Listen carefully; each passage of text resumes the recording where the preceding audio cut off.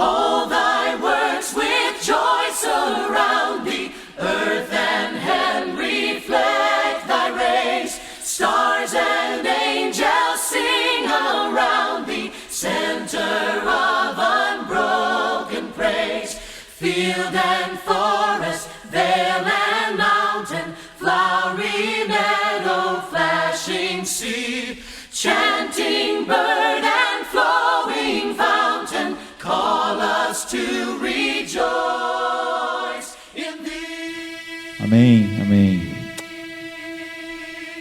Em 2 Timóteo 4, 7 e 8, nós meditamos esse texto nos últimos 2 domingos. A Bíblia diz assim: combati o bom combate, acabei a carreira, guardei a fé. Desde agora a coroa da justiça me está guardada, a qual o Senhor, o justo juiz, me dará naquele dia, e não somente a mim, mas também a todos os que amarem a sua vinda. No primeiro domingo nós falamos sobre Demas. Depois disso, logo um versículo na frente, Paulo diz: Demas amou o presente mundo, e nós vimos como amar o mundo é fatal. Semana passada vimos como Paulo fala com Timóteo a respeito de segurar o bastão que ele estava passando, da verdade. Então nós vimos tantas coisas importantes.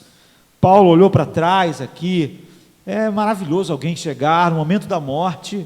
A maioria das pessoas no momento da morte se lamentam: não vivi o que era para viver, gastei meu tempo todo só pensando em trabalho, em dinheiro, em entretenimento, e agora eu estou aqui no hospital, o médico está dizendo que eu tenho poucos dias de vida. Se eu pudesse viver de novo, Deus, eu viveria diferente. Se eu pudesse viver de novo, eu faria diferente. Aqui está um homem diante da morte, olhando para trás, para a sua vida, para a vida que deve ser vivida para a glória de Deus. Ele não sente vergonha nesse momento. Ele pode olhar para trás e dizer: Deus, me dá mais uns anos para me viver o que tu queres que eu viva. Ele diz: não, combati o bom combate. Com essas palavras, Paulo falou como um soldado, não é? Combati a guerra contra o mundo, combati a guerra contra Satanás, combati a guerra contra a minha carne. É assim que eu vivi. Ele pode dizer que ele combateu a guerra da qual muitas pessoas retrocedem. Há 2 problemas graves na nossa geração, na igreja. Um é que grande parte das pessoas não pode dizer que guardou a fé, porque nunca sequer experimentaram a verdade do Evangelho. Acreditaram em algo que não é o que a Bíblia diz.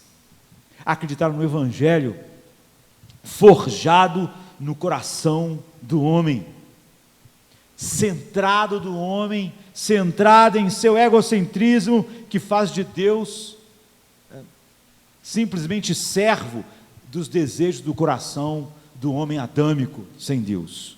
Então, a pessoa não pode dizer que guardou a fé, porque nós só podemos guardar o que temos. Nós não podemos ser transformados por uma palavra falsificada. Então há uma grande parte da nossa geração que é simplesmente isso. Mas a outra parte da nossa geração que pode dizer: não, eu recebi a verdade de Deus, mas que não combateu combate nenhum. Sabe? A vida dele foi uma luta, não foi uma luta contra o mundo, não foi uma luta contra o diabo, não foi uma luta contra a carne, não foi uma luta nenhuma. Então Paulo pode dizer: eu completei a carreira com essas palavras, como alguém que correu uma corrida. As pessoas podem ter olhado para ele e viram que ele estava correndo. Ele pode dizer: eu atravessei o território do inimigo, que é este mundo, esse mundo que jaz no maligno. Embora esse mundo, esse terreno fosse íngreme, desnivelado, eu não desviei para evitar a dor, o sofrimento. Eu não fiquei desencorajado, porque o mundo não ama Deus, não ama a verdade e tratava mal quem amava. Eu andei por toda a extensão do caminho sem desanimar, sem me cansar, e agora eu estou de frente para o meu alvo. Eu guardei a fé. E quando ele fala isso, ele fala como um mordomo e não como um soldado. Deus confiou a mim e eu conservei puro o glorioso Evangelho de Cristo, da glória de Cristo. Não misturei o Evangelho com tradições humanas. Não fiz o Evangelho ficar mais fácil para as pessoas aceitarem o Evangelho.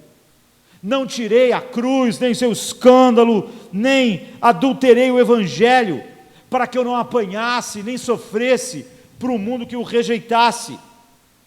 Então, como um soldado, eu combati, como um mordomo, eu guardei a verdade.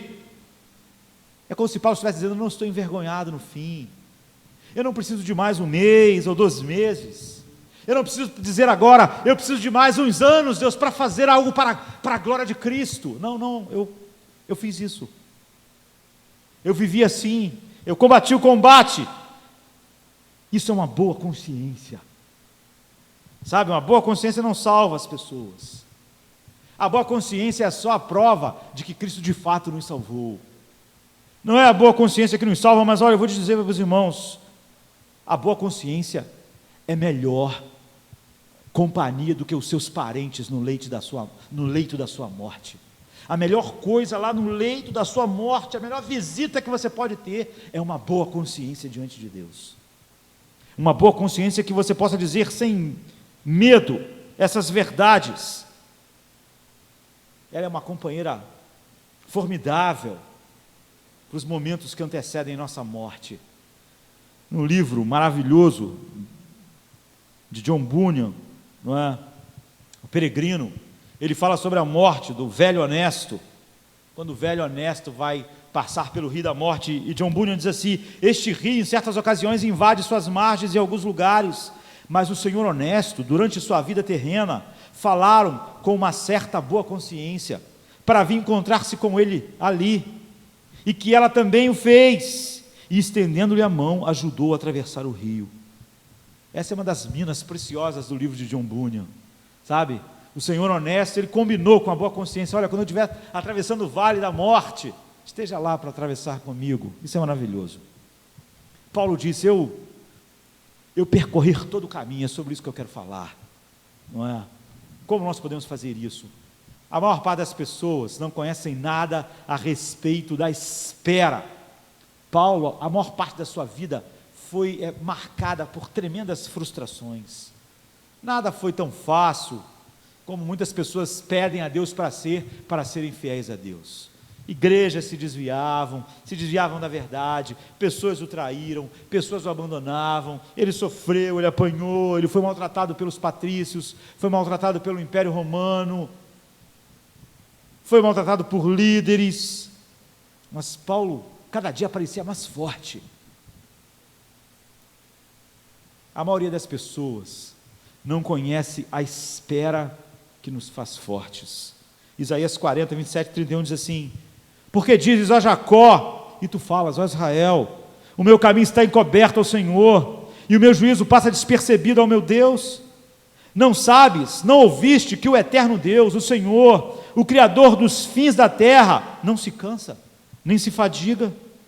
É inescrutável o seu entendimento, dá força ao cansado, e multiplica as forças ao que não tem nenhum vigor. Os jovens se cansarão, e se fatigarão, e os moços certamente cairão, mas os que esperam no Senhor renovarão as suas forças, subirão como asas, como águias, correrão e não se cansarão, caminharão e não se fatigarão.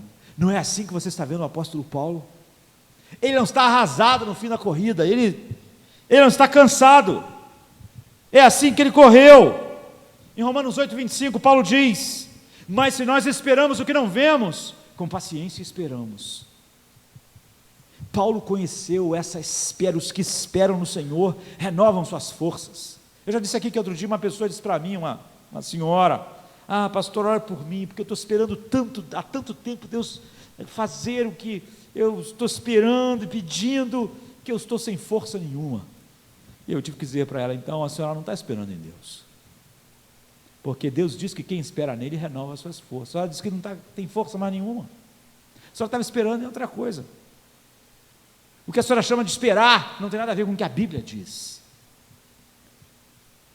Há uma resistência que os filhos de Deus têm, sabe? Viktor Frankl, um psiquiatra famoso, um dos mais importantes da Europa, né, já há muito tempo, né?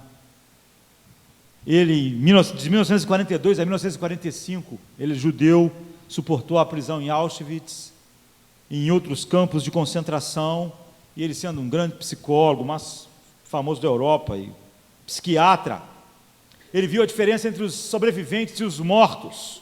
E ele disse que a sobrevivência deles não era questão de força nem de saúde, que a diferença entre os que sobreviveram naqueles campos de concentração, naqueles campos de morte, foi os que tinham esperança. Foram aqueles, nas palavras dele, que tinham algo para viver além do arame farpado, além dos muros e do arame farpado dos campos, aqueles que podiam olhar além do arame farpado e conseguir enxergar um pós-guerra, uma vida depois disso.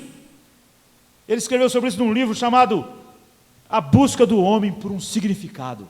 Eles são essas pessoas que sobreviveram, mas os prisioneiros que tinham perdido a fé no futuro, ele diz, no seu futuro estavam condenados. Eles não conseguiam enxergar além do arame farpado.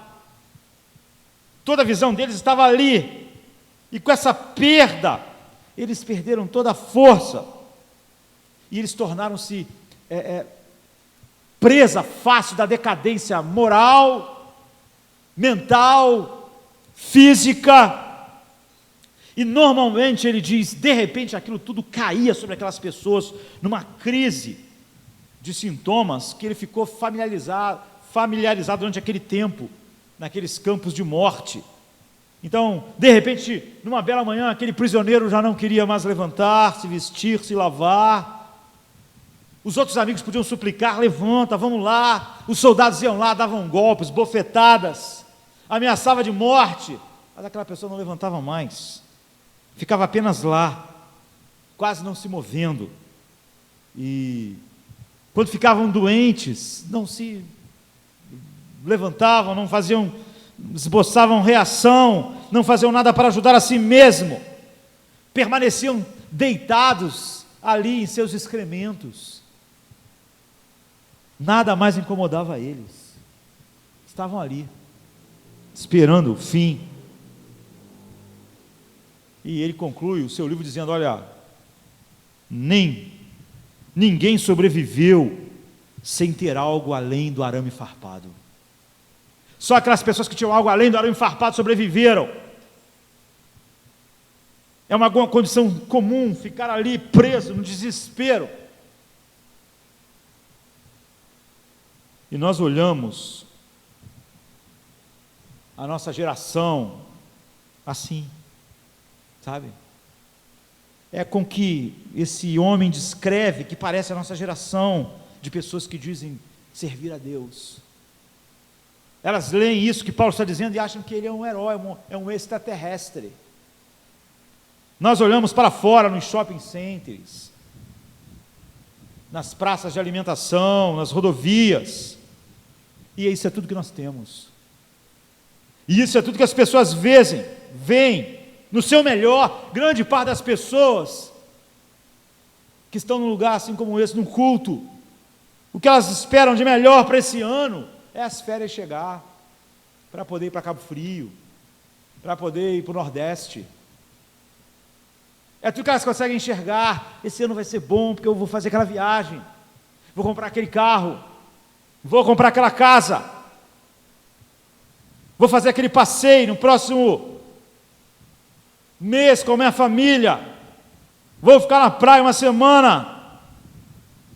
Se nossa esperança é uma existência confortável, boa, de sucesso, de prazeres, até que a morte venha nos buscar, nós inevitavelmente entramos naquilo que Pascal chama de estilo de vida dos lambedores da terra. Ego, carnalidade e materialismo. Nós não vemos nada além do arame farpado. Isso é tudo que nós vemos. São os arames farpados que cercam este mundo no seu campo de morte. Todos os dias, como hoje, milhares foram enterrados nesse campo de morte. Mas não só a multidão do mundo, mas como a multidão nas igrejas, não tem uma visão além do arame farpado. tudo que elas têm, sabe? Querem algo bonito, algo que seja deles. Mas quando nós temos uma visão além disso, uma vida agora que tem uma ligação com o futuro, além do arame farpado, a Bíblia diz, pessoas assim têm uma esperança invencível. É isso que Paulo tinha. Esse é o problema da nossa geração. O problema da nossa geração, de não ter renovado cada dia a sua força para viver de tal maneira que possa dizer, eu vivi para a glória de Cristo. É porque tudo que elas têm está dentro do arame farpado, dentro das cercas. Deus está dizendo, minhas promessas podem dar a vocês uma força para decolar, para levantar com asa de águia. Deixa eu mostrar a vocês como. Olhem para o apóstolo Paulo, olhem para ele passando o bastão para Timóteo, olhem para este homem, ele é o perfeito exemplo.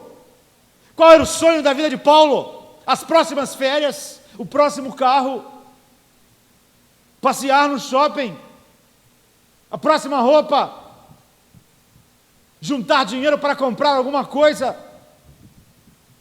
A visão de Paulo estava dentro do arame farpado, para finalmente todas essas coisas, todos esses sonhos, serem jogados num túmulo. A declaração que o apóstolo Paulo faz é oposta à filosofia de vida da nossa geração, infelizmente, é oposta ao evangelho dos nossos dias. Muitas vezes nós temos que ler o que Paulo diz, ler de novo e ler de novo, e nós não entendemos como a igreja chegou onde ela chegou, como nós chegamos aonde chegamos. A declaração de Paulo, por exemplo, em Atos 20, 24, é tão incrivelmente contrária à ética, o ethos da nossa geração, que nós pensamos que Paulo está delirando, que ele não é desse mundo, que ele não é um ser humano. Ele diz assim, mas em nada tenho a minha vida por preciosa, mas em nada tenho a minha vida por qualquer valor, nem preciosa para mim. Será que era isso que ele queria dizer? Será que esse homem está olhando para a vida dele e está dizendo, de fato, para mim, a minha vida, eu não tenho ela por preciosa, não é um bem inestimável? Você pode tentar encontrar outras traduções para ver se é diferente. A NVI diz, todavia, eu não me importo, nem considero a minha vida de valor algum para mim mesmo. Nós tentamos uma paráfrase para ver se nos ajuda a suavizar e fazer isso parecer com o evangelho dos nossos dias. Mas em outra versão Paulo diz, mas sinceramente, eu não considero minha vida preciosa para mim. É impossível deturpar o que Paulo diz, em todos os lugares, ele chegou no final daquele jeito, porque ele nunca esteve com seus olhos presos dentro do arame farpado, do Auschwitz da vida, do campo da morte que é esse planeta, que dia após dia colhe a vida das pessoas, e grande maioria das pessoas que diz servir a Deus, tem os seus olhos limitados pelos arames farpados. Ali está todo o sonho deles. É por isso que a pessoa diz, eu espero tanto de Deus, e eu não fico mais forte, estou cada vez mais fraco. É óbvio. Hoje as pessoas diriam que Paulo estava precisando de antidepressivo, de ir ao médico. O cara disse que a vida dele não é importante para ele mesmo, que a vida dele não é de grande valor, ele não tem uma autoestima boa. Ele ia dizer, e eu vi nas igrejas evangélicas hoje, que ele precisava... Vamos encarar a realidade, vamos encarar humildemente a realidade, vamos nos humilhar diante de Deus, pela distância que separa a nossa geração da Bíblia, a distância que separa a geração dos cristãos de hoje, da verdade de Deus. Paulo diz, eu não conto a minha vida como qualquer valor, ela não é preciosa para mim mesmo. Ele está dizendo, como aquele homem disse em Auschwitz, ele está dizendo, eu estou olhando além do arame farpado. Esse arame farpado não é o limite. Em outras palavras, ele havia encontrado um motivo para viver, que era mais profundamente satisfatório e mais valioso que a própria vida. Isso é o Evangelho. Em sua normalidade, os cristãos de hoje não falam assim. Eles estão tão presos e confinados ao arame farpado como todas as pessoas à sua volta. Os pregadores e mestres dos nossos dias, os pregadores relevantes, atuais, pregam exatamente o contrário disso. Sua vida é muito preciosa. Você tem que ver que sua vida é preciosa. Você é precioso. Você tem que se valorizar. Paulo está dizendo, eu não tenho minha vida por preciosa. É por isso que esse homem pode chegar no fim, olhar para a cova e dizer, combati o bom combate, eu terminei a carreira, eu guardei a fé. Ele pode olhar para trás e não falar, me dá mais alguns anos, eu quero viver, Deus, não deixa essa doença me matar, porque eu quero viver para Cristo, eu ainda tenho que pregar para não sei quem, eu ainda tenho que viver para a sua glória, eu só estava pensando em férias, dinheiro, eu fiquei preso no arame farpado. Ele chegou no fim.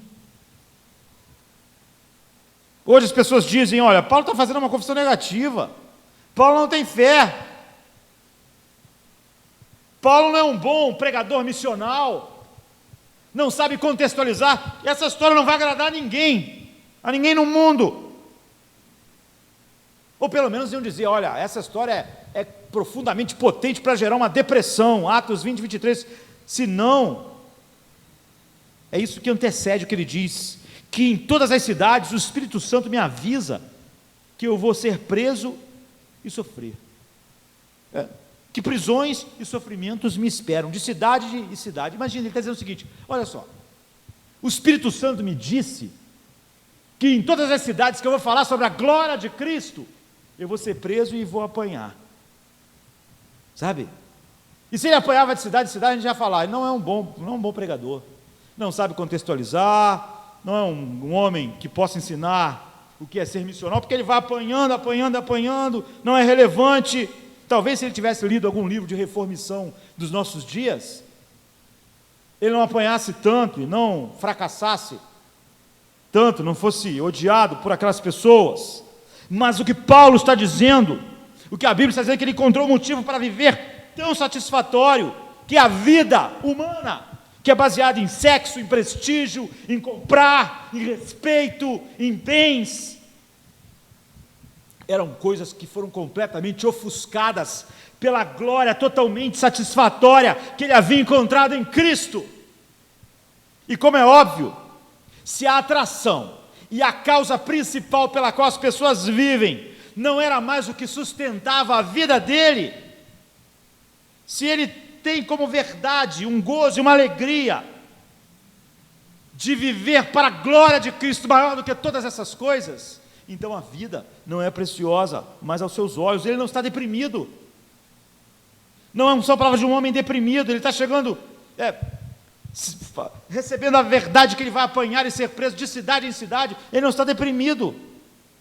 Vamos olhar o texto inteiro, o versículo todo, todavia, eu não me importo, nem considero a minha vida de valor algum para mim mesmo, se tão somente eu puder terminar a corrida. Qual foi o texto que nós lemos? Terminei a corrida, acabei a corrida, combati o bom combate, terminei a carreira. Mas por quê? Porque ele viveu uma vida que ele olhou além do arame farpado a vida inteira. Ele diz, eu não me importo pela minha vida, contanto que eu acabe a corrida. Acabar a corrida é a razão da minha vida. Todavia eu não me importo, nem considero a minha vida de valor algum para mim mesmo, se tão somente eu puder terminar a corrida e completar o ministério que o Senhor Jesus me confiou, e dar um testemunho da glória de Deus ao mundo. Numa época voltada ao culto da autoestima, Paulo não deriva o seu valor a partir de dentro de si, dos seus, sabe? Ele não se preocupa com as técnicas para aumentar a sua autoestima. Seu foco é completamente diferente do da igreja de hoje. O Criador de Paulo, o Deus de Paulo, havia dado a ele um motivo para viver, que libertou ele para um tipo de total abandono, entre aspas, a tudo que o mundo valoriza. Então ele foi liberto dos arames farpados desse campo de morte, e agora ele tem os olhos em outro lugar. Os olhos dele, sabe, não estão centralizados no mundo, mas na completa satisfação em Deus. E tudo que está na mente dele é: eu quero terminar a corrida, eu quero chegar no fim, eu quero chegar no fim tendo corrido a corrida que Deus deu para mim. E eu não me importo mas com nada, nem tenho minha vida como preciosa. A minha vocação, a vocação que Deus me deu para proclamar a sua graça de cidade em cidade, mesmo que eu vá apanhando e sofrendo de cidade em cidade, eu vou combater o bom combate, e eu quero terminar a corrida. O versículo diz que ele valorizava a corrida, pela glória de Deus, mais do que a sua vida. Eu não me importo com a minha vida, se tão somente eu puder terminar a corrida, e completar o ministério que o Senhor Jesus Cristo me confiou. Então, no final da vida, poucos anos depois, ele diz: terminei a corrida. Tudo que me importava era isso. E terminei. Ele se vê como um corredor, como um atleta. E Jesus era o seu treinador. Mas Jesus também era o seu público. E Jesus era o seu prêmio. Ele corria dirigido por Jesus, contemplado por Jesus, e o seu prêmio era Jesus. Nós podemos afirmar a mesma coisa. Todas as igrejas reunidas hoje estão falando sobre isso. Jesus é o seu técnico, Jesus é a razão da corrida, Jesus é o seu público, Jesus é o seu prêmio. Sua vida não é preciosa perto disso. Termine a carreira, e Paulo terminou. Não é de se estranhar que a nossa mente esteja turvada. Ele não era escravo de um asceticismo cruel, um desejo de apanhar de lugar em lugar. A questão não era essa, mas a vida dele estava dominada pela notícia da glória de Deus, e ele queria pregar isso, mesmo para um mundo que não queria ouvi-lo, um mundo que o ameaçava, um mundo que o batia nele, um mundo que jogava ele na cadeia. Ele dizia: eu vou continuar combatendo o bom combate, vou continuar mostrando a glória de Cristo ao mundo. Ele se recusou a adaptar a mensagem, para que o mundo não batesse nele, para que o mundo não jogasse ele na cadeia, para que o Império Romano não achasse ofensivo o que ele fazia. Por quê? Porque Deus só pode ser glorificado pela pregação da verdade. Ele queria compartilhar a verdade. Paulo chama a si mesmo do principal dos pecadores, e a Bíblia diz que aquele que muito foi perdoado, muito ama. Paulo é um homem assim, ele foi muito perdoado, muito ama, e a identidade dele era formada pelo Evangelho. Ele nem via os arames farpados do campo de concentração, seus olhos estavam focados em Cristo. É por isso que no final ele disse: se combati o bom combate, terminei a carreira, agora só me resta receber o que eu sempre quis, a coroa da justiça. O meu prêmio não tinha nada a ver com esse mundo. Eu não estava preso nos arames farpados. Meus sonhos não estavam dentro do campo, estava fora. E agora estou indo. Sabe? Essa é a verdade. Sua identidade era formada por isso. Ele levou uma vida com um ethos diferente. Ele sonhou um sonho completamente diferente do mundo inteiro, da sua cultura. O evangelho que ele pregou não era um espelho da cultura para que a cultura gostasse. Então ele teve um caráter diferente. Ele sonhava em terminar a sua corrida e não se importava com a sua própria vida. Então ele esperava por algo muito maior. Ele disse: quando nós esperamos o que não vemos, com paciência esperamos. Então ele foi fortalecido, e no tempo que temos, queremos ver, sabe, quando o foco é a honra de Cristo, Paulo está dizendo: isso vale todo sofrimento. É o que me faz ousado, é o meu amor por Ele. E eu não me importo com a minha própria vida, eu me importo em completar a corrida que Ele me deu. Não compare,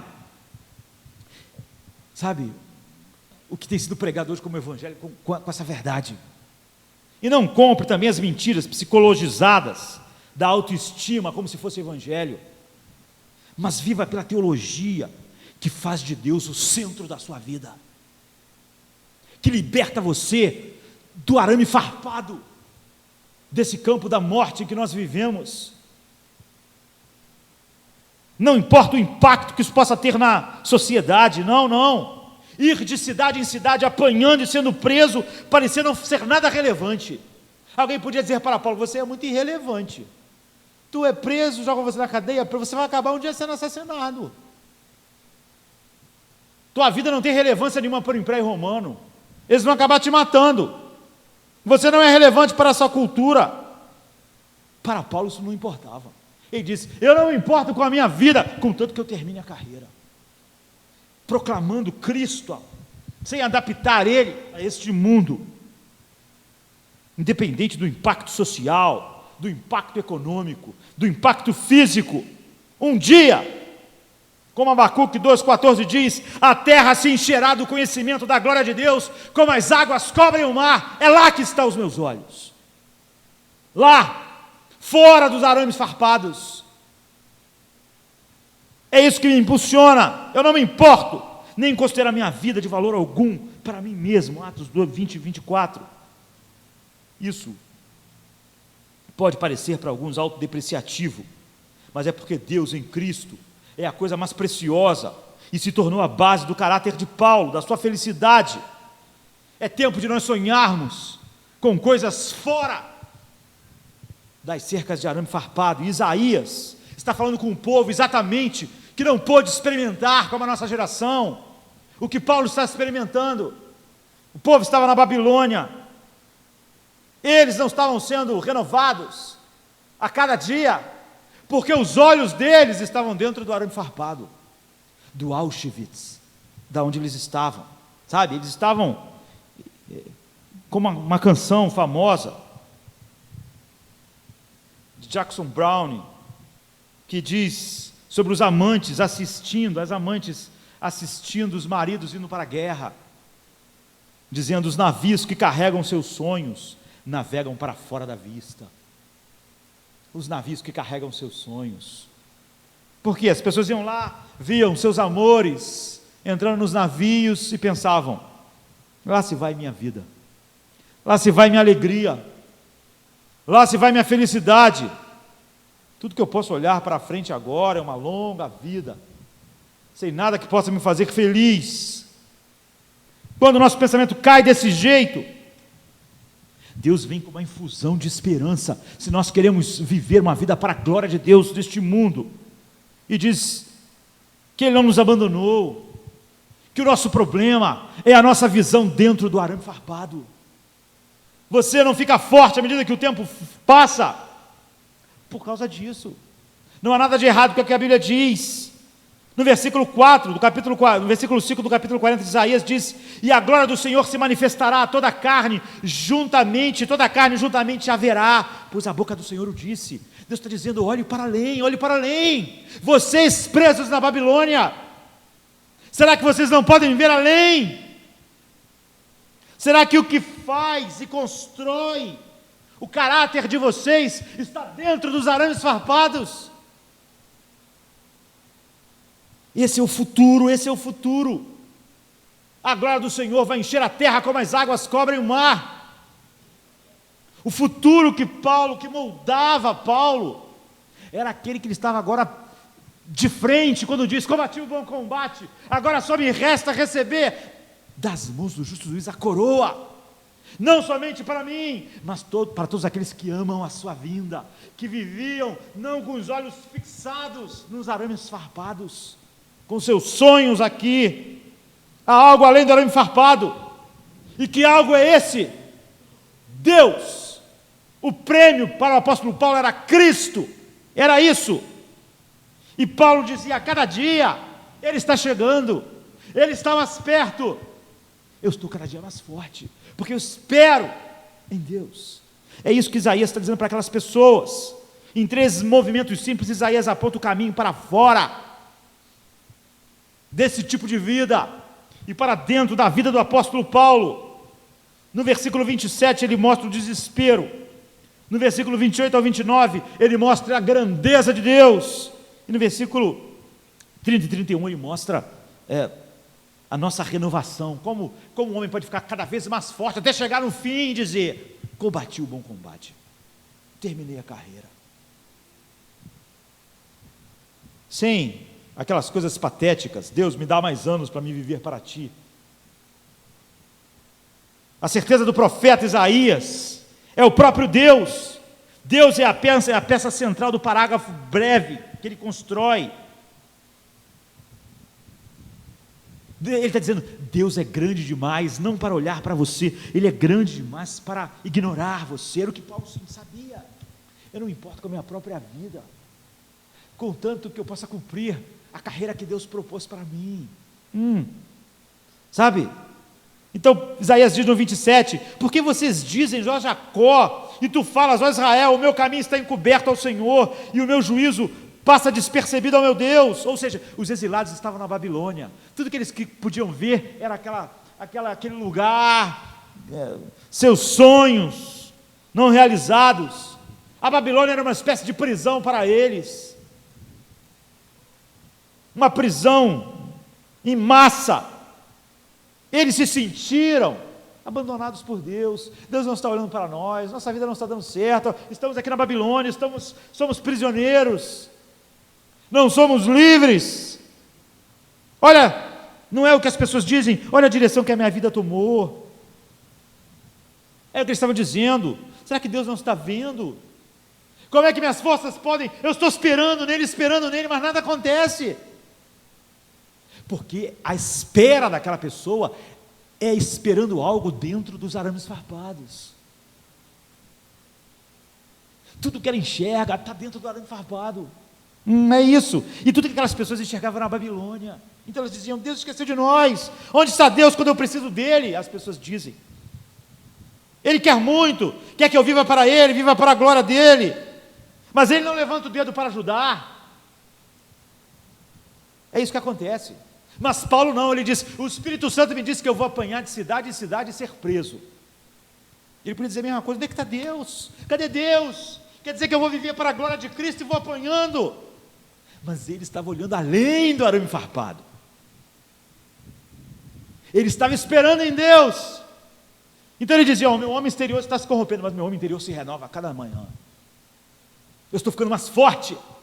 Cada vez eu olho para mais longe, fora do arame farpado.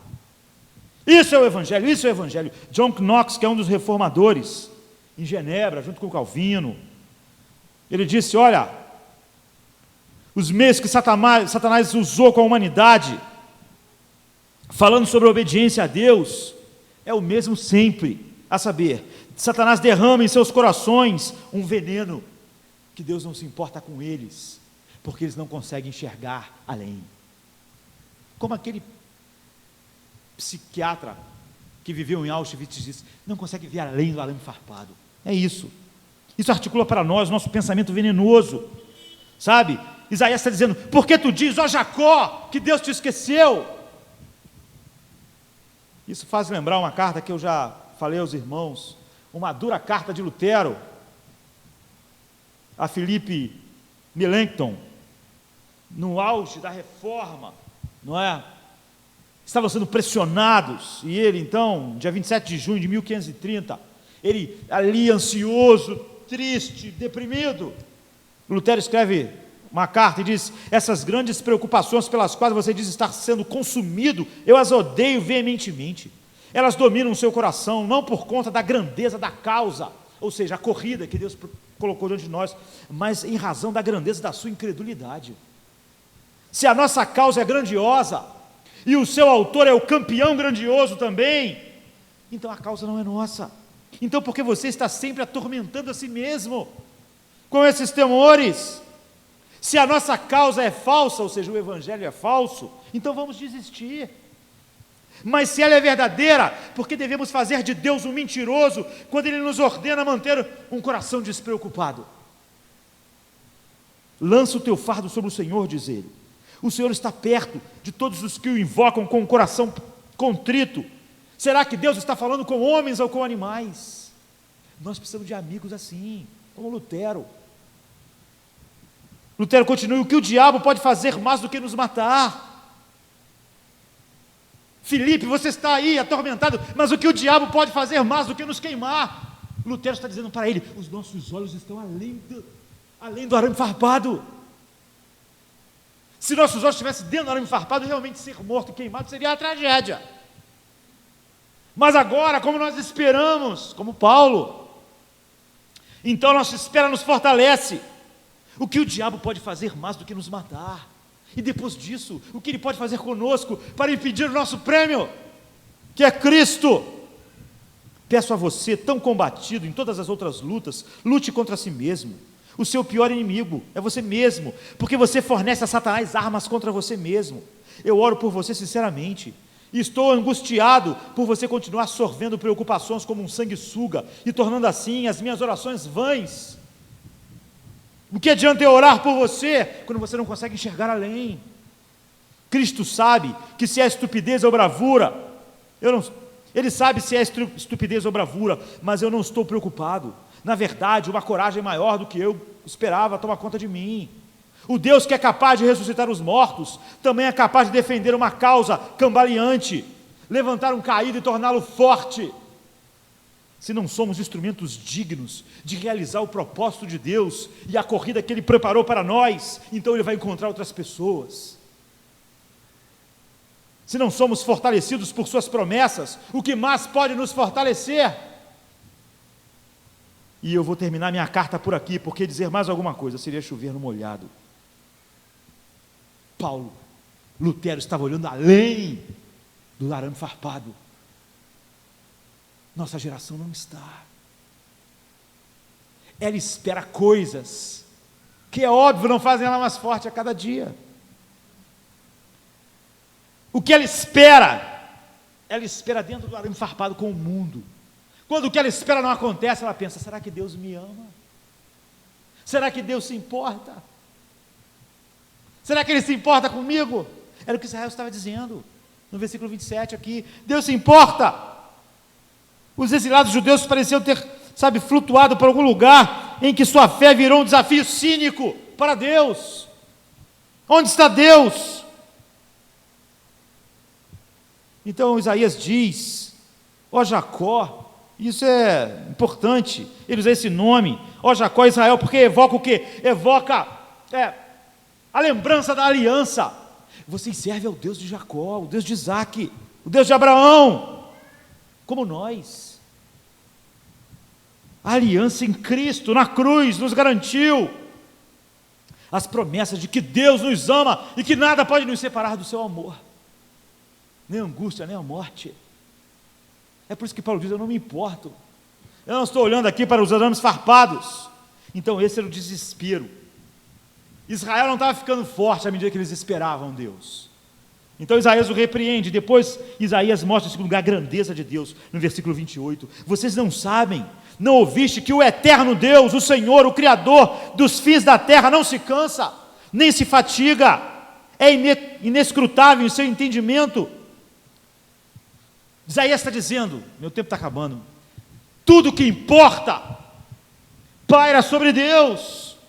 4 coisas sobre Deus. Deus é eterno, Deus é eterno, Deus não está entre os arames farpados do nosso campo. Você e eu estamos trancados dentro de uma fenda estreita, chamada agora, o momento presente. Então nós temos uma ideia de urgência. Deus tem que fazer algo, Deus tem que fazer as coisas. A urgência desse momento, suas pressões. Nós sentimos que tudo é uma emergência, e é por isso que nós cedemos ao pecado. Quando nós pensamos dentro dos arames farpados, nós não somos diferentes do mundo à nossa volta. Ficamos lá, presos até a tumba, e quando chegamos diante dela, não podemos dizer que combatemos um bom combate. Mas Deus, Isaías diz, não se limita no tempo, Ele é eterno. Ele está igualmente presente em todos os pontos, Ele está à frente de nós. Deus nunca entra em pânico, nunca está com pressa. Deus não vive 60 anos, não vive 70 anos,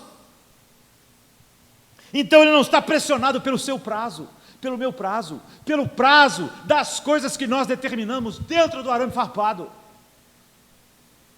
diferente do apóstolo Paulo, diferente do Lutero, diferente da Bíblia. Deus está trabalhando o seu propósito eterno, para o nosso bem eterno, para o prêmio eterno que é Cristo em nós. E Deus está fazendo isso em seu ritmo, não em nosso desespero, apressado, nervoso. Em segundo lugar, Isaías diz: Deus é o Criador, Ele é o Criador dos confins da terra. Não há um único centímetro quadrado na terra que Deus desconheça. Você não conhece quase nada, Deus conhece tudo na terra, em todo lugar. Então Deus está em todos os lugares onde nós possamos ser levados. É o que você está dizendo, nós estamos na Babilônia e Deus está aqui, neste exílio, num quarto de hotel, numa UTI. Deus já está lá, já estará lá para nós. Deus não está preso no tempo. Daqui a um mês, 2, 1 ano, 3 anos, você pode estar numa UTI, mas Deus já está nessa UTI por você. Ele não está preso no tempo, Ele já está lá por nós. Nós mentimos.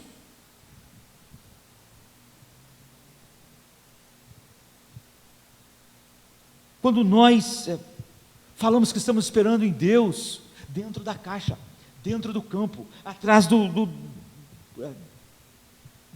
arames farpados que nos prendem, isso não gera força. Em terceiro lugar, Isaías diz: Deus está sempre trabalhando, nós nos cansamos, mas Ele é o Deus eterno que não se cansa. Nós precisamos de alimento, de descanso a cada dia. 1/3 das nossas vidas nós passamos dormindo, nos alimentando, recuperando nossas forças, porque ficamos cansados a cada 24 horas, e então nós morremos. Mas Deus não se cansa, diz Isaías, Ele não precisa de restauração, Ele é uma fonte inesgotável e eterna, de exuberância e alegria. Em um determinado evento em sua vida, Deus está fazendo 10.000 coisas ao mesmo tempo, mas Ele não fica cansado, Ele não pede um pouco de descanso, Ele sempre está alerta, Ele sempre está capaz, Ele sempre está vendo. Em quarto lugar, Isaías diz: Deus é sábio, sua compreensão, ele diz, é insondável. Em outras palavras, nós não podemos imaginar algo que Deus não saiba e nem esteja controlando. Sua visão profunda, nós não enxergamos, é insondável. Nós não podemos rastrear os movimentos da mão de Deus. É isso que Ele está afirmando aqui para essas pessoas. Essa é a segunda coisa, a profundidade da sabedoria de Deus. Isaías está dizendo para eles: vocês estão aí na Babilônia, mas Deus sabe o que está fazendo. É por isso que Paulo, quando recebeu a revelação, você vai apanhar de cidade em cidade, e vai ser preso também. Ele não pensou: cadê Deus? Onde Deus está? Não sei onde Deus está. Será que Ele não está vendo? Será que Ele não pode fazer nada? Paulo sabia. Então Paulo diz: eu não tenho a minha vida por preciosa, contanto que eu possa cumprir a corrida. Eu espero em Deus, o que eu espero eu não vejo, o que eu espero não está dentro do arame farpado, das cercas. E quando nós esperamos o que não vemos, com paciência esperamos. E quando nós esperamos com paciência em Deus, nossas forças são renovadas. Nós não descobrimos Deus com nossos cérebros, mas pela fé na verdade. Deus está sempre certo, Ele está sempre aqui, Ele está sempre trabalhando, e Ele sempre é sábio, é o que Isaías diz. Isso muda tudo, por quê? Porque Deus não é apenas glorioso em si mesmo, Ele compartilha a sua força em nossa fraqueza. Por isso que Paulo diz: quando eu sou fraco, então eu sou forte. Ele dá força ao cansado, mas para aqueles que têm os seus olhos além da cerca, além do arame farpado, é o que Isaías 40, versículo 2 diz. Ele dá força ao cansado, no 29, e multiplica as forças dos que não têm nenhum vigor. Quem são os fracos? Do versículo 29, são aqueles judeus do versículo 27, que estavam na Babilônia dizendo: cadê Deus? Será que Ele não está vendo? Nós estamos aqui esperando Ele, nossos sonhos de construir uma vida melhor, uma vida relevante aqui na Babilônia, mas está dando tudo errado. Esses são fracos. Eles não estão esperando em Deus, eles estão dizendo que estão esperando. Isso não causa fé, mas sim fadiga espiritual. Eles estão fracos e sem coragem. Ao contrário de Paulo, ao contrário de que Paulo disse a Timóteo. Eles se sentem como quem vai desistir. Então vem nossa renovação, que é o versículo 30 ao 31. Os jovens se cansarão e se fatigarão, e os moços certamente cairão, mas os que esperam no Senhor renovarão as suas forças, subirão com asas como águias, correrão e não se cansarão, caminharão e não se fatigarão. Qual é o ponto de Isaías no versículo 30? É um ponto contundente. Ele está dizendo: os jovens vão se cansar, os moços não vão conseguir. O que ele está dizendo? O que são os jovens e os moços? É a força física no seu máximo, é o auge da vida, é o auge da força. Deus está dizendo: o auge da força humana não é páreo para as exigências da vida, não é páreo para as exigências desse campo de morte, muito menos é páreo para se viver para a glória de Deus aqui. Os jovens, os mais fortes na natureza humana, vão se cansar e vão ser destruídos, não são páreos. Mas nós não estamos condenados ao nosso potencial, nem à nossa força. Há um poder além de nós mesmos. Se nós estamos sonhando diferente do nosso mundo, além das cercas do Auschwitz, que é a terra. Então no versículo 31, Isaías não está apenas dizendo: Deus permite que aquelas pessoas tirem força da sua promessa. Ele está dizendo: Deus capacita aqueles que tiram força de suas promessas para fazer o impossível. Isso que o apóstolo Paulo está fazendo. Eu não tenho por grande valor a minha própria vida, se eu vou apanhar de cidade em cidade, contanto que eu termine a corrida, contanto que eu chegue na beira da sepultura e diga: terminei a corrida, combati o bom combate, acabei a carreira. Anos depois dele dizer isso, a única coisa que me importa é terminar a corrida. E é o sonho que está além do arame farpado. Quando ele chegou lá, olhando para a cova, ele disse: está aí, terminei a corrida e cheguei aqui forte. Deus renovou as minhas forças, porque os fracos voam como as águias, correm e não se cansam, andam sem parar. Sua confiança em Deus não deixa eles desistir, nem se cansar.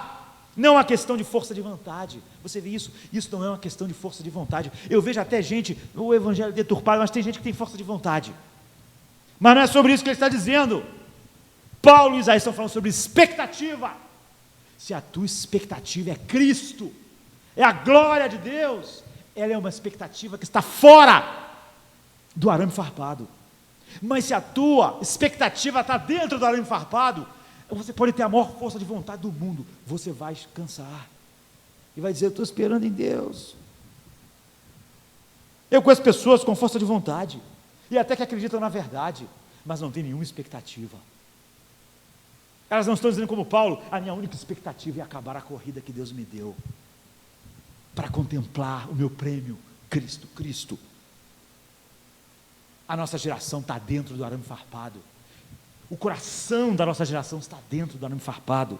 Significa viver a atenção das promessas reveladas.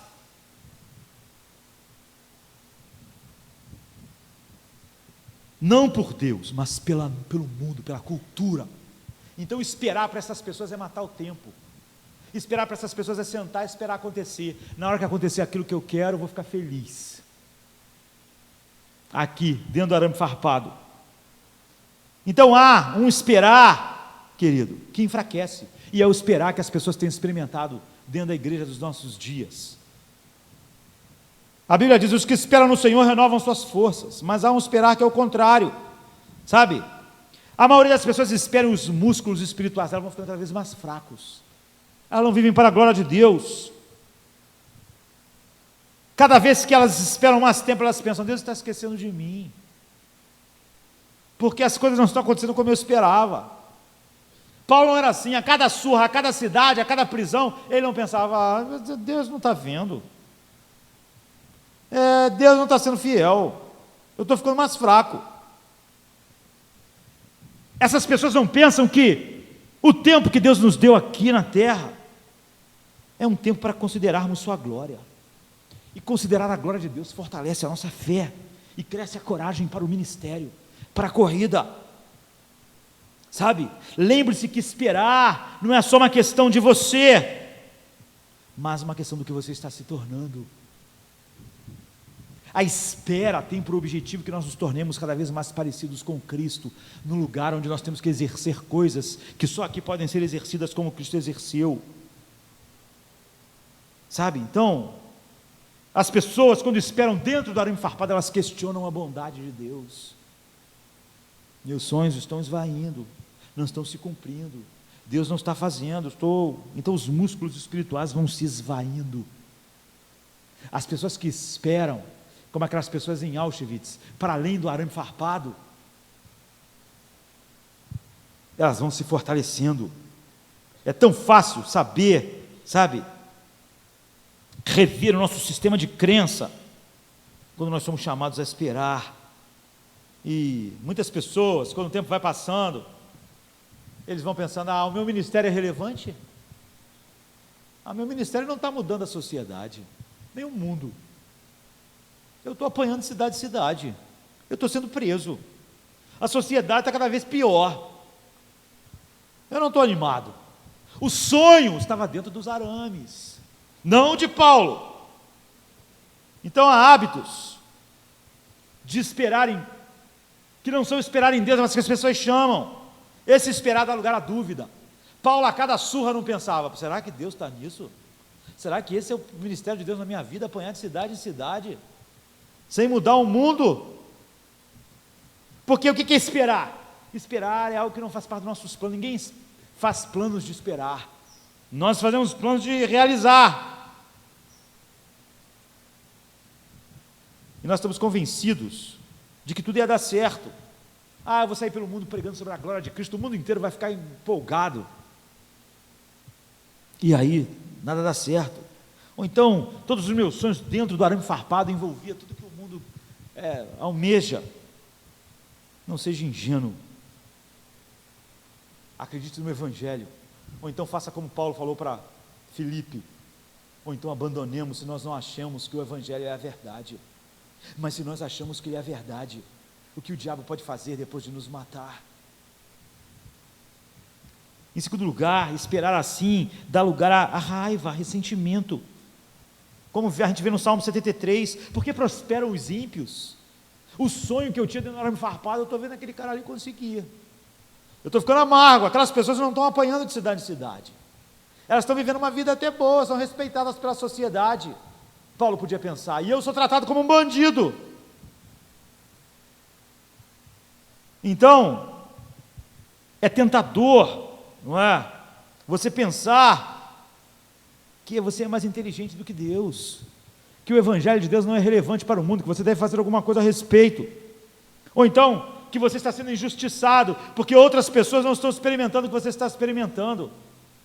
Então, as suas forças não são renovadas, à medida que o tempo passa. Como resultado, você vai ficando ressentido. Em terceiro lugar, isso dá lugar ao desânimo, e não à força. Você pensa, se somente Deus fizesse isso, o que vai acontecer se... Paulo podia dizer, se tão somente Deus não deixasse eu apanhar, que ânimo eu posso ter de entrar em Filipos se eu vou apanhar? Eu nem durmo de noite agoniado.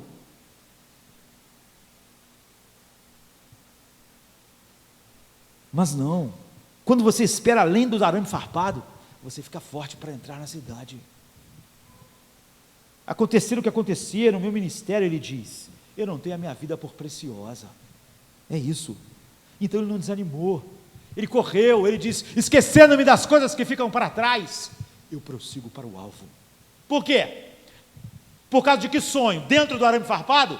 Por causa do alvo da soberana vocação, por causa de Cristo. Eu prossigo, eu não fico desanimado, eu não estou inundado com preocupação e temor, porque a preocupação e temor é a sementeira do oposto daquilo que Deus disse que nós viveríamos. Então as pessoas gastam o seu tempo livre pensando na sua infelicidade por Deus não fazer aquilo que elas esperavam que Deus fizesse dentro dos arames farpados, porque ela não estava com os olhos no lugar certo. Em quarto lugar, como eu disse, a inveja daqueles que não estão como nós. Sabe? E aqui vem uma lógica do diabo: se Deus me ama tanto, porque eu estou apanhando de cidade em cidade e outras pessoas não estão. E é isso que Israel estava esquecendo. Onde está Deus? Será que Deus esqueceu de nós? E isso então dá lugar à inatividade. Estou cansado. Quantas pessoas dizem isso? Estou cansado. Pastor, prego a verdade, dá tudo errado. Eu obedeço a Deus, dá tudo errado. Eu faço, a igreja não está acontecendo na igreja o que eu esperava. A minha vida lá no meu trabalho não é o que eu esperava. Pastor, está sendo muito difícil. Coitado de mim. Não está combatendo um bom combate. Pastor, lutar contra o pecado é tão difícil, o pecado é tão poderoso, eu estou tão fraco. Não está combatendo. Você devia ter vergonha. Um soldado não fala assim.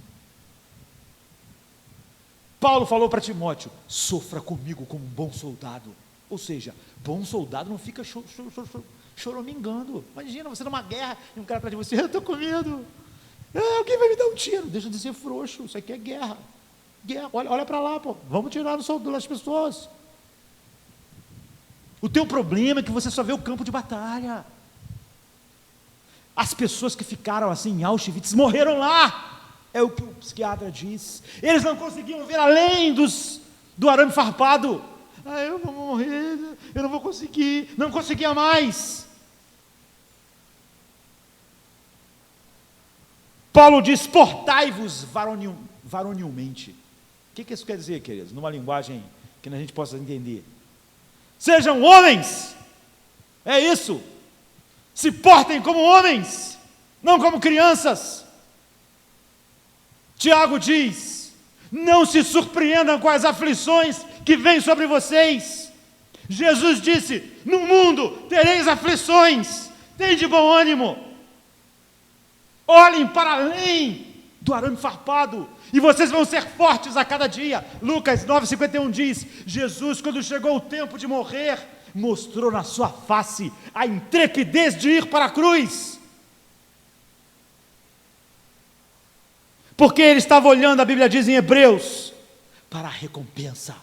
Ele olhou para o futuro, ele olhou para além do arame farpado. Em vez disso, tudo que as pessoas conseguem é dúvida, raiva, desânimo, inveja, inutilidade. Elas não podem dizer como Paulo: eu não me importo o que acontece com a minha vida, porque eu não tenho minha vida como preciosa, contanto que eu acabe a corrida. Então nós podemos nos surpreender, porque as pessoas não podem acabar a corrida. Outro dia alguém me disse assim, eu estava preparando uma mensagem a respeito disso que vou pregar. Há uma doxologia em Judas que diz: ele é poderoso para nos guardar de tropeçar. Ou seja, é a doxologia da segurança eterna. Alguém que está em Cristo jamais vai cair. Aí alguém disse para mim assim: eu estou tão fracassado, mas a minha única esperança é que a Bíblia diz que Jesus vai guardar de tropeçar. Eu falei assim: olha, mas eu não sei se você vai ser guardado, não. Eu não, por quê? Não, porque ele diz que vai guardar de tropeçar, mas isso pressupõe que alguém está em pé. Não é verdade? Que alguém foi regenerado. Ele vai guardar de tropeçar, o cara está em pé. Agora você está deitado, meu querido. Você tem que se converter. Como é que você vai proteger alguém de cair que nunca levantou? Como é que você vai proteger um defunto de morrer? O cara está morto já. O que Deus disse é que quem nasceu de novo nunca mais vai morrer. Mas quem é igual a todos os homens mortos lá fora, que nunca viveu, precisa de ser ressuscitado e não de ser guardado. Ele guarda de tropeçar as pessoas que estão no combate, estão em pé. Para você, nunca ficou em pé? Como é que alguém vai ajudar a não cair quem nunca ficou em pé? Quem sempre esteve caído?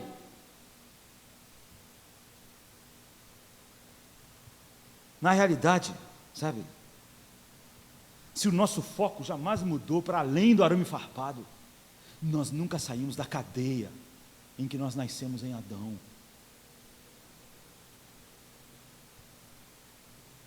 Então não há um combate contra o mundo, nem contra a carne, nem contra o diabo. então nossas forças não são renovadas, porque nós nunca estivemos debaixo dessa força, nem lutando contra nada.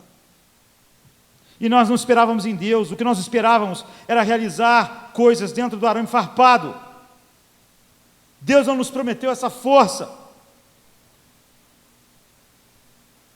Esperar na Bíblia não é inatividade, como é esperar no consultório onde você senta e fica sentado. Estou esperando, Deus. Não. Paulo dizia: prossigo para o alvo. É um esperar em movimento, é esperar o prêmio, é esperar aquilo que está no fim. Irmãos, quanto a mim, não julgo que haja alcançado, mas uma coisa eu faço, é que esquecendo das coisas que ficaram para trás, eu avanço para as que estão diante de mim, eu prossigo para o alvo, pelo prêmio da soberana vocação de Deus, em Cristo. Filipenses 3, 13 a 14, ele disse isso de uma cadeia. Não havia rajadas de desânimo aqui, ele estava esperando em Deus, na cadeia, preso, algemado a guardas. Esse é o ponto de Isaías. A palavra esperar pode ser usada completamente diferente do que a Bíblia está dizendo. Se você é um controlador, você não pode viver nos termos de Deus. Mas Paulo diz: todavia eu não me importo, nem considero a minha vida de valor algum para mim mesmo, se tão somente eu puder terminar a corrida e completar o ministério que o Senhor Jesus me confiou. A perspectiva de ter a glória do Senhor como seu eterno deleite estava além dos arames farpados. Então Paulo diz: se eles me matarem, o que mais o diabo pode fazer? Eu vou receber o prêmio, o meu sonho vai se realizar. Então ele era forte a cada dia. Se assim for, o seu coração será eternamente renovado, querido. Essa é a promessa de Deus. Você vai ser mais forte a cada dia. Essa é a força de Deus. Ela, nem os jovens, em toda a sua força natural humana, poderiam suportar. Mas Paulo podia, Isaías podia, todos os filhos de Deus vão poder. É por isso que João diz: todo aquilo que é nascido de Deus vence o mundo. Eles podem sentir a sua fraqueza, mas Deus renova as suas forças. É o que a Bíblia diz. Nós procuramos razão para viver aqui dentro do arame farpado, em vez de lá fora. Paulo diz: olhem para as coisas que são do alto, mantenham a mente de vocês fora do arame farpado. Mas nós não. Então, o que nós precisamos não é de uma solução rápida. Eu estou esperando há tanto tempo. Você não precisa de uma solução rápida.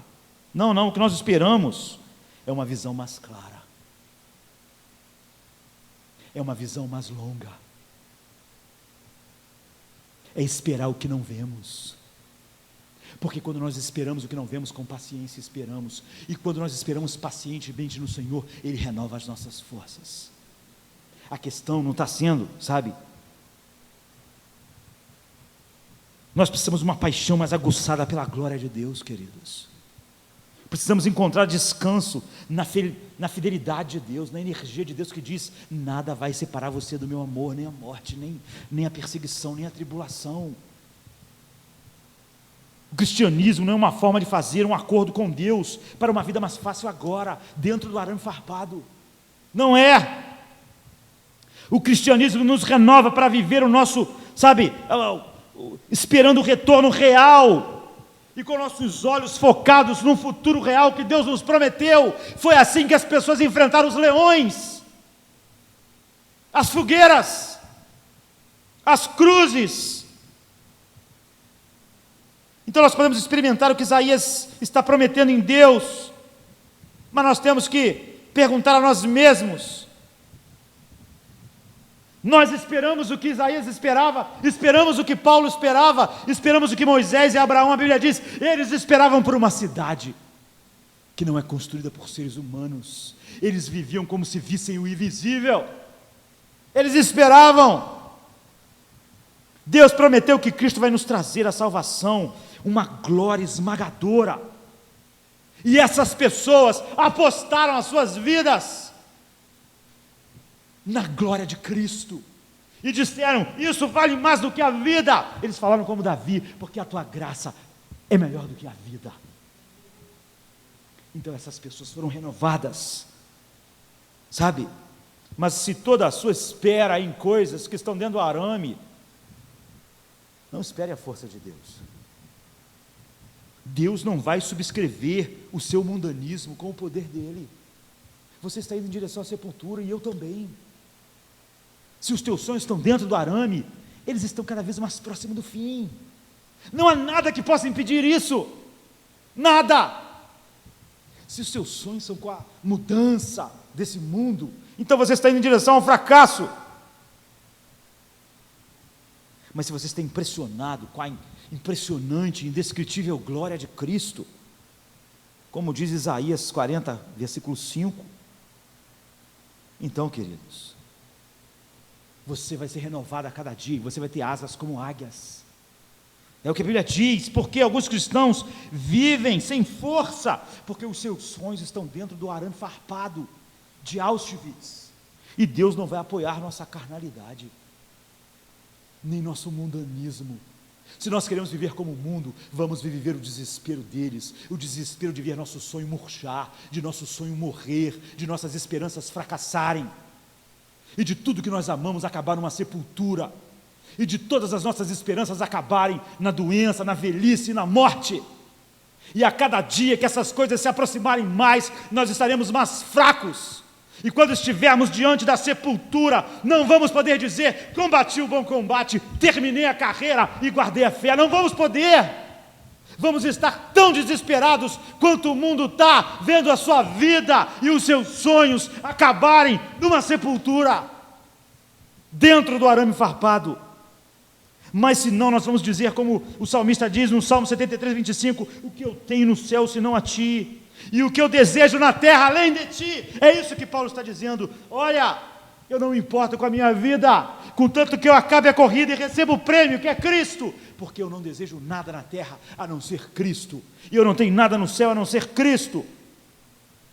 Foi o que Jonathan Edwards disse numa manhã de sábado, 12 de janeiro de 1723. Ele escreveu: tenho sido e me propus a partir de agora diante de Deus e me entreguei, que tudo que eu sou e tenho, eu coloco diante de Deus, de modo que eu não estou mais preocupado com nada a meu respeito.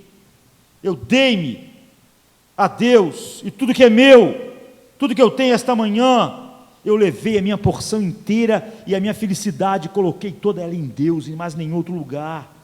E eu não vou agir mais como se minha felicidade estivesse em outro lugar, a não ser em Cristo. Tudo que eu quero na minha vida, tudo que eu vou ser, toda a minha felicidade, a distância que eu andar, eu vou andar com Deus, para Deus, apenas em Deus. Quer os outros presentes andem ou não, eu vou desfrutar as graças de Deus em Cristo. Meu Deus é minha salvação, e toda a minha existência vai encontrar o seu significado em referência a Deus e na glória de Deus, e Deus será o único sentido para mim. Ele disse isso com 20 e poucos anos de idade, e ele viveu uma vida assim, para a glória de Deus. Paulo traçou o seu curso de maneira que Deus trouxe todo o seu caminho. É por isso que Paulo pode dizer: combati o bom combate, terminei a carreira e guardei a fé. Desde agora está me esperando a coroa da justiça que o justo juiz me dará naquele dia, e não somente a mim, mas também a todos aqueles que amam a sua vida.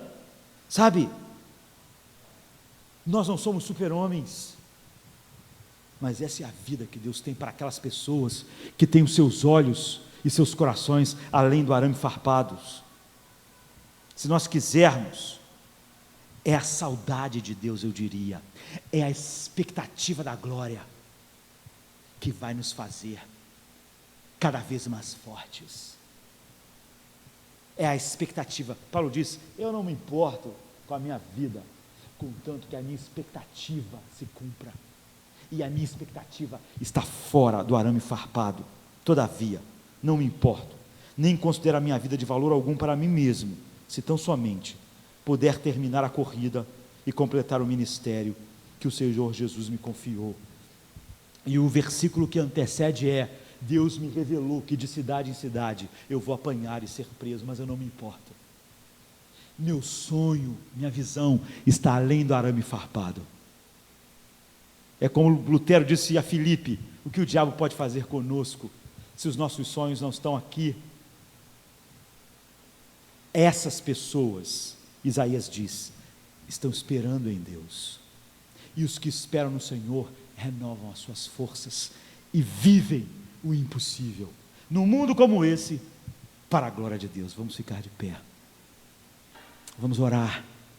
Mortals join the mighty chorus, which the morning stars began. Father love is reigning o'er us, brother love binds man to man. Ever singing march we onward.